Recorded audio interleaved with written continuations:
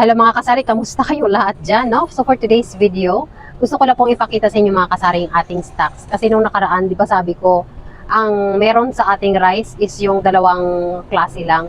Tapos may nakuha ako mga kasari na blue, pero actually hindi ko pa na-share sa inyo ay malapit na rin siyang maubos. So tingnan nyo lang mga kasari.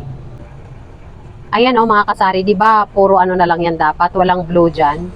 Green lang yan dapat, saka itong red and white, green lang. So ngayon nadagdag yung ating blue, pero malapit na rin siyang maubos. So ito na lang yung natira din, marami yan dapat hanggang dito. So ang nilagay ko na lang sa ibabaw mga kasari is yung ating calamansi juice. Ito si calamansi, kumuha tayo ng 2 case kanina kasi dumating siya. At nagpapasalamat talaga ako sa kanya kasi sa kanya ko nakuha yung ating lahat ng ating mga ahente. Ayan, mega love shout out pala doon sa ating mga kasari-sari store owner na gustong kumuha ng ating number sa ating Nestle na ahente. So yung number po ng ahente mga kasari ay wala ako noon kasi actually ni-refer lang sila sa akin itong calamansi juice. Pero mga kasari, pagbalik nila after 2 years, sorry, pag bumalik sila after 2 weeks, ayan mga kasari, sorry po. Natawa ako dun sa 2 years. Grabe, ang tagal nun kung 2 years pa sila babalik. Ano na itsura ng tindahan ko? Sorry po mga kasari. Eto, pagbalik po pala nila after 2 weeks, ayan, hihingaan ko po sila talaga ng number doon sa ating mga ahente. Yung iba-ibang klase kong mga ahente na dito ay napakamura dito sa aking tindahan para ma-share ko naman sa inyo mga kasari. Don't worry about it. Talagang i-share ko yan after 2 weeks mga kasari. So yun na po, no? Meron tayo dumating na 2 case, tapos paubos na naman uli ang ating rice. Hindi ko na-share sa inyo kahapon yan kasi sobrang busy natin. At ayan ang ating mga kapitbahay, they are almost closing mga kasari. So tayo na naman ang matira dito. Yung kabila close na, siya yung may yellow dyan is magka-close na rin. So dito tayo naman mga kasaring ating rice. Ayan o, tingnan nyo po, na malapit ng masaid. Kaya sinabi ko sa partner ko na mag-refill na siya sa rice natin. So definitely, magwa siya ng 3 sako dyan. So ano na lang itsura niyan. Bababa na ulit. Kaya bukas, mag-update tayo muli. And then mga kasari, ang akin palang mga swakto, ayan na lang oh. Kahit nagmahal pala si swakto mga kasari, update ko sa inyo. Ito pala yung swakto natin na ganitong coke. Is nandito na to sa 138 pesos. Kung dati 124, ngayon ay 138. So yan ang update ko sa inyo. Nakalimutan kong i-share sa inyo yan.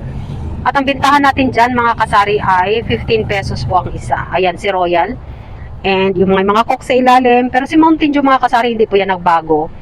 As is pa rin ang price niya, 198 ang puhunan. Tapos 20 pesos ang ating retail per piraso. So yan dito rin mga kasari. Hindi ko rin kayo na-update kahapon. Ito may dumating din tayong Yakult na 2 case. Ayan na lang din ang natira. So ito na lang din ang ating paninda ngayon. And ayan, so eto, congratulations, dumating na ang ating asukal. Pero bago siya dumating mga kasari, gumawa muna ako ng alternative na asukal natin, yung ating nakaganito. Pero alam mo mga kasari, eto ay 20, dari pa kong ganyan. Mas gusto talaga ng mga customer ko yung may pangalan, yung branded kumbaga na asukal. Ayan o, kasi pinagtabi ko to, may bumili, sabi, magkano daw ang asukal ko ng 1/4. Sabi ko, ito ma'am ay 20, ito ay tagto 24. Tag-24 na lang, kasi diba? Mas maganda talaga kapag maganda ang packaging. Mas nakakainggan yung bumili ang customer kapag maganda tingnan. Kasi feeling nila malinis, maayos, parang quality. Ayan, may quality ang paninda mo kapag may brand. Ayan, diba? Kasi ito walang brand, tayo-tayo lang nagre-repack. So ito naman mga kasari, ang ating itlog ay so far malapit na maubos. Ayan, mga ano natin dyan ay okay pa yan, mga yan. Yung biscuit naman natin ay malapit na tayong bumili kasi konti na lang sila. Ayan, and tayo pa lang ngayon mga kasari. Ito pa lang aking senior na ano dyan, ubos na o wala na. So, nagpabili ako ng 1 box. Ayun mga kasari, nagpabili pala tayo ng 1 box nito kasi naubos na at wala na tayong display dito sa ating shelves. So, yun mga kasari, nalagyan na po natin dyan. So, maganda naman siyang muli tingnan. Ayan. Panatilihin lang po natin mga kasari na laging nag-update sa ating mga paninda, no, para pag may hinahanap si customer ay talagang hindi tayo magsasabing wala tayong stocks. Palaging may stocks. Ay, wala na po kayong stocks. Meron po, naubos lang po. Ayan, yung magandang term, mga ginagamit ng isang tendera, diba? Ang ganitong oras mga kasari ay malapit na po itong bilihan. Pero kapag ang mga tindahan nyo ay nasa mga bahay-bahay, mga ganitong oras talagang sobrang mabili na. Pero ako po kasi dito ay nandito sa commercial area. More on mga umuwi galing sa opisina, galing sa work, yun po yung bumibili dito sa akin. Wala kasi dito masyadong resident. Dito ay puro mga more on commercial establishments. Kaya ang dumadaan dito is more on mga nag-work, mga empleyado, yun yung mga bumibili dito sa ating tindahan. So, ayan no, kahit naman sa mga bahay-bahay ngayon, ay marami na kayong mga bintahan ngayong ganitong oras, mga kasari. Pero kung ako po talaga ang pagpipiliin, mas maganda po talaga na ang tindahan ko ay nasa bahay na lang. Kasi pag nasa bahay ka na lang, ayan, maasikaso mo pa yung pamamahay nyo, at the same time, makatulog ka pa sa tanghali, kung gusto mo magsarado, makapagsara ka, kasi you don't have any commitments. While comparing here, we have our commitment, mga kasari, our monthly rentals, our billings, like yung electricity, water, mga ganun. So, wala talaga. Kailangan talaga dito sa commercial area is tiyagaan, no? Tiyagaan system dito, mga kasari. Kung ikaw hindi ka matyaga, hindi ka talaga pwede sa mga commercial area dahil kapag nasa bahay ka lang ay okay lang, pwedeng magsara anytime. Dito hindi ka basta-basta makapagsarado.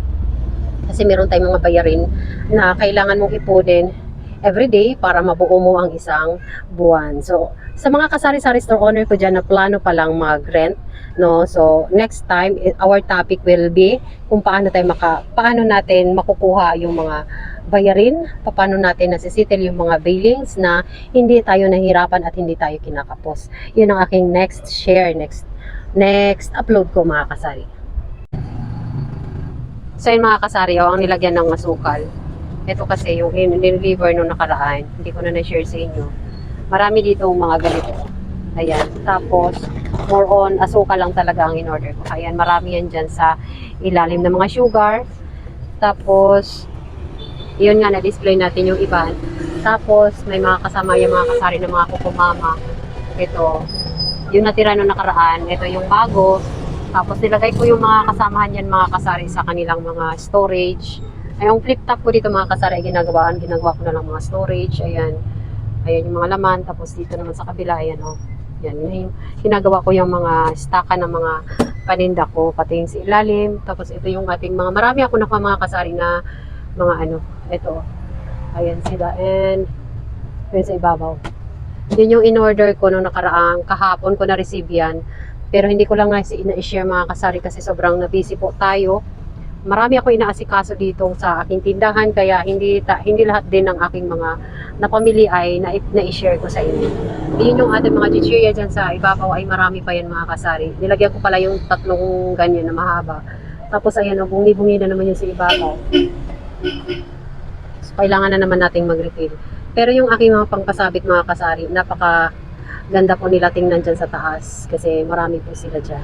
Ayan, so na-update ko na po yan lahat. Tapos yung iba kong mga Milo, ayan, nandito ko po nilagay sa ilalim at saka yung ating mga ito, yung aking mga swak. Ayan, kung nakita nyo mga kasari, yung presyo ko sa swak ay 13 at yung aking Alaska ay 12 pesos.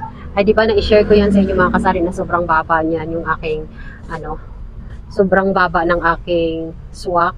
Kasi sineslimin ako na tayong mababang ahente, kaya mababa na ang aking swak at malaki tayong tinutubo dyan, malaking kinikita natin sa mga yan.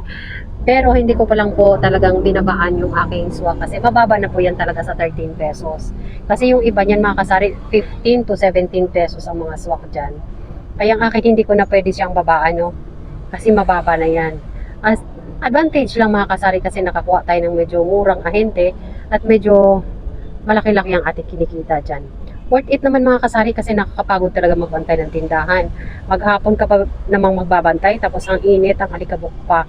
Kaya worth it talaga mga kasari na kahit papano ay kumita tayo ng malaki-laki sa pagbabantay ng ating tindahan. So ito na lang po ang ma-share ko sa inyo ngayong araw mga kasari. Maraming salamat po sa inyo lahat. Ayan, may next upload tayo mga kasari. Abang-abangan nyo kung yung mga nagre-rent dyan, kung gusto mag-rent or may plano magkaroon ng ganito at magre-rent ng mga commercial areas. Ayan, magbibigay ako ng tips and ideas kung pa-accomplish yung inyong mga billings, yung hindi kayo maghahabol sa mga bayarin. Ayan, ituturo ko sa inyo mga kasari ang aking diskarte sa aking next na upload. Okay guys, ito na lang pang ma-share ko ngayong araw. Maraming salamat po sa inyong lahat. Ayan, hantay-antay na tayo ng mga customer natin. Maraming salamat sa inyong lahat and thank you so much once again and happy selling sa aking mga kapwa kasari-sari store owner dyan. Especially sa aking mga bagong subscribers. Maraming salamat po sa inyong lahat.